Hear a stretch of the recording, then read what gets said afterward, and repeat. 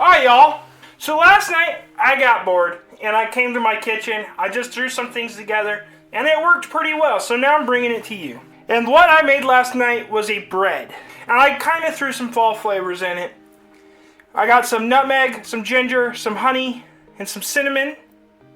And it kind of made like a fall cinnamon honey bread. So that's what we're going to go with. Cinnamon honey, honey cinnamon bread. I don't know. We'll figure that out when I title the video. But like I said, we got the honey, the cinnamon, the ginger, the nutmeg. We also have some baking powder, some yeast, 2 eggs, and flour. It's a really simple recipe. It's kind of just the basics of bread. But let me show you what I did. Alright, so right here, I've mixed half a cup of warm water with 3/4 of a cup of honey. And it needs to be warm for our yeast. And also mixing the honey, we also stirred in that honey and got it dissolved into the water. That sugar is really going to help with our yeast. Now I'm going to do about 4 teaspoons of yeast. So that's just a little under 2 packages. You could use 2 packages. That might be a bit much yeast too, but hey, it works. It's what I did last night, so I'm trying to recreate that. I'm going to go ahead and get that yeast dissolved into that honey water. A quick stir, set this to the side. Now we're going to start with 3 cups of flour. Might need a little more when we get once we add our liquid in, but right now 3 cups. Now cinnamon, we're going to do about 3 tablespoons of cinnamon. We're going to take a teaspoon and a half of baking powder, and then 2 teaspoons of ginger and 2 teaspoons of nutmeg. Now you could sift all this together, but I'm just going to give it a quick whisk. Just kind of get everything together. Then I'm going to take 2 eggs.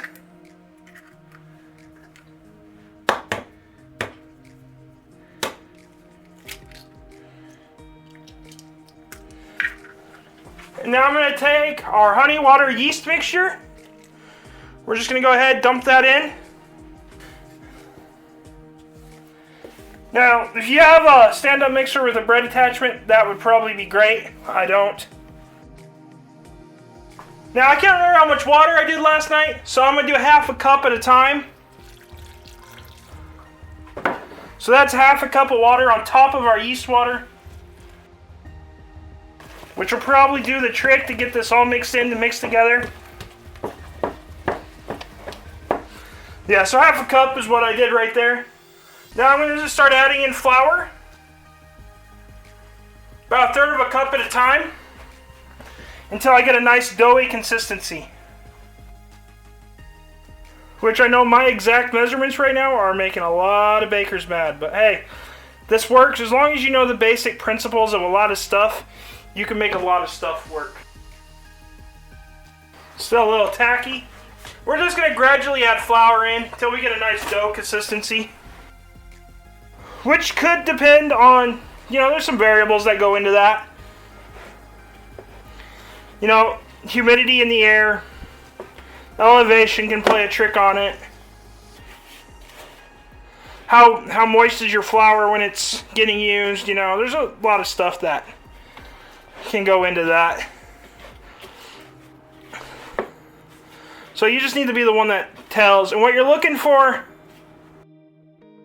is not a sticky dough. You don't want it sticking to you.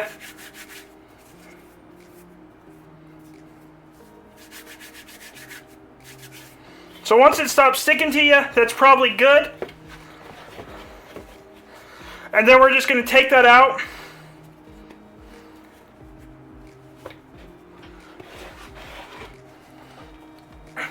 And if your countertop is clean, I'm going to add just a little bit more flour to mine.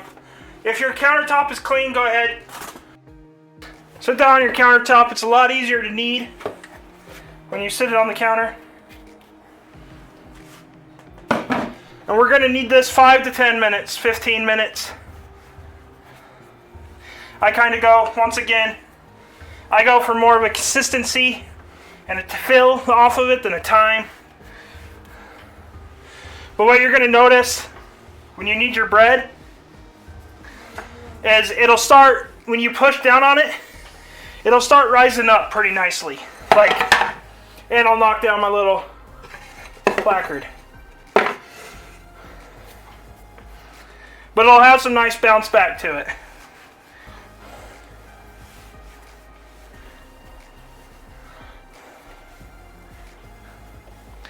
And if it gets too sticky, add a little more flour to it.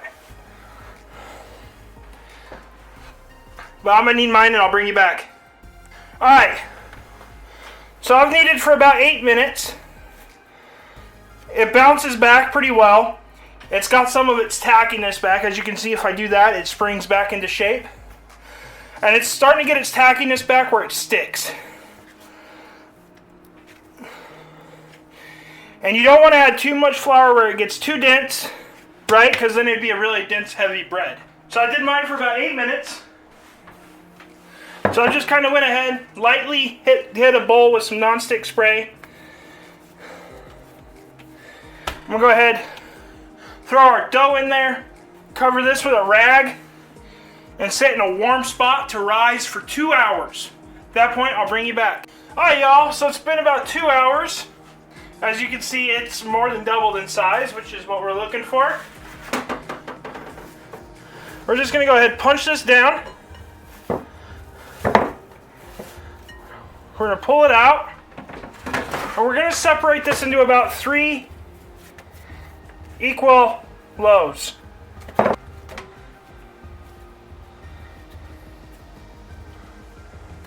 And then we're simply going to shape it to a round dough ball. Put that on a greased cookie sheet, or if you have a silicone sheet, you could do that too. Again, we're just going to shape that into a nice dough ball.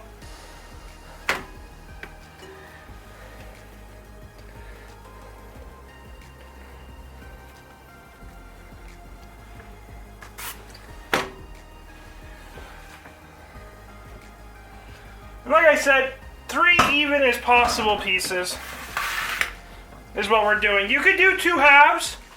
It's not going to change cook time too much or anything, but you could do 2 halves.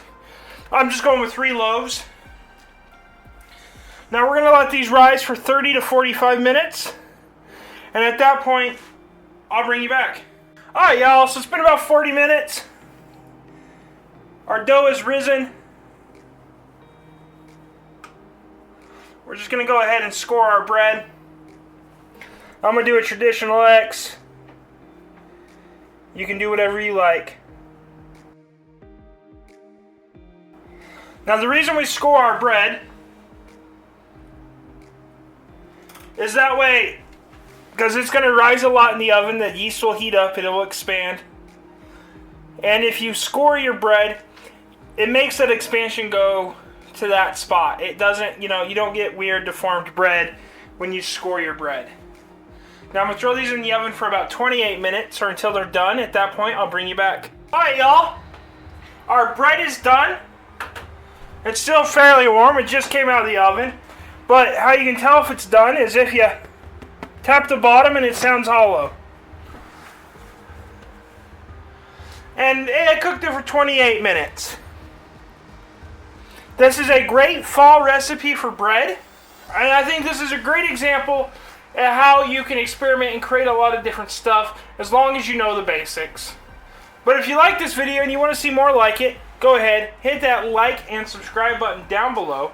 And until next time, keep on cooking on.